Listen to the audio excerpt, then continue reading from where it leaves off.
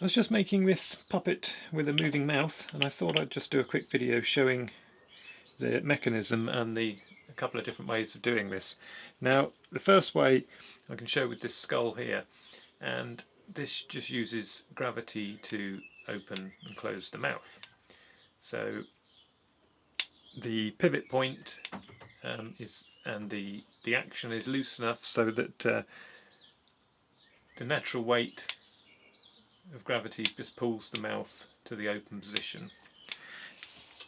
This skull, the way I've done that is by having a channel inside the top of the skull, or two channels inside there.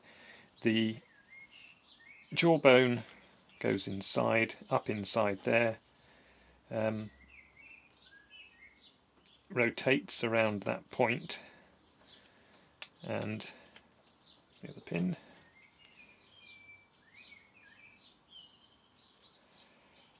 Oh, lost that one. So it rotates around that point, and that's where you get your opening and closing. Now, because gravity is sort of doing the work for you, you would then have to, when you string it up to the control, have a way of keeping the mouth closed via the control. Now that could either be by you just holding the string, a little bit of tension on the string with your finger, or you could have a piece of elastic, or perhaps a spring rather, at the control, which keeps it in that closed position until you want to open it. So that's one way of doing that. There is a slight drawback to this method in terms of, obviously, it's not going to work so well on its side, and it's not going to work upside down.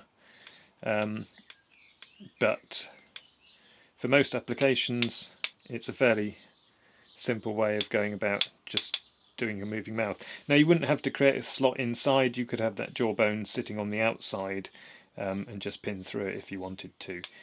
You wouldn't have to have it necessarily recessed. As long as you've got a rotation point either side, or it could be one solid bar that goes all the way through, that will create your opening and closing mouth.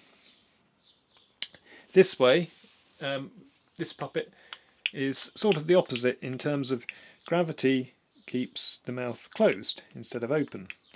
So this is slightly better in some ways. You can get quite a quick talking action, and the control can be simplified. So the stringing to the control doesn't necessarily need to have any fancy mechanisms on it. You've just got to literally touch the string when you want it to open, and you'll obviously shorten that length and you will open the mouth. So the stringing would go through the back there and pull up, so it'd be pulling up at the behind here at the top of the head. Now, the reason that this can close by itself is because it's counterweighted. So if I just remove this pin here and remove this mouth piece, you can see there's the rotation point, and if I pop that through, you can see, because at the rear of the rotation point I put a counterweight. You wouldn't necessarily need that if you've got, basically, if you've got more material behind and below the rotation point in terms of the way it's orientated, then this would allow the mouth to go to that position by itself.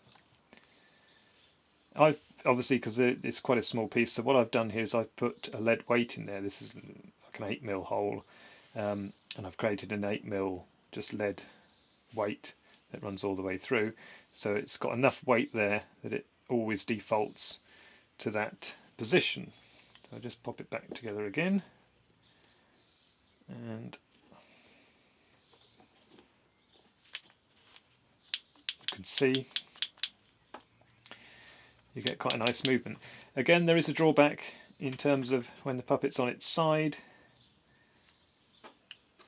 it won't necessarily close, and when the puppet's upside down, it will naturally open because of the way the weight works. So there is obviously a drawback to that method, but in terms of simplicity at the controller side of things, it's a lot better, and you do get a nice quick action of talking.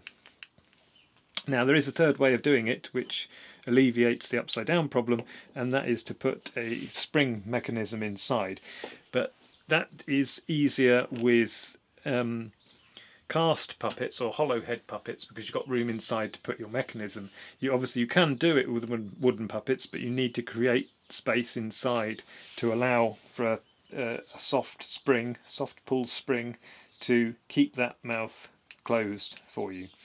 So you need to get in there and be able to have enough space to work. So generally with wooden puppets, particularly smaller types of wooden puppets, that's probably unlikely because of the amount of work that it takes to do it. It's not impossible, it is perfectly doable, it's a lot of work. So at some point I will make one of those and show you, and make a little video showing you how I do that, but at the moment I haven't got anything made up that works on that mechanism. So I just thought I'd show these couple of different ways of doing it, and I hope that's helped out the people who are asking those questions.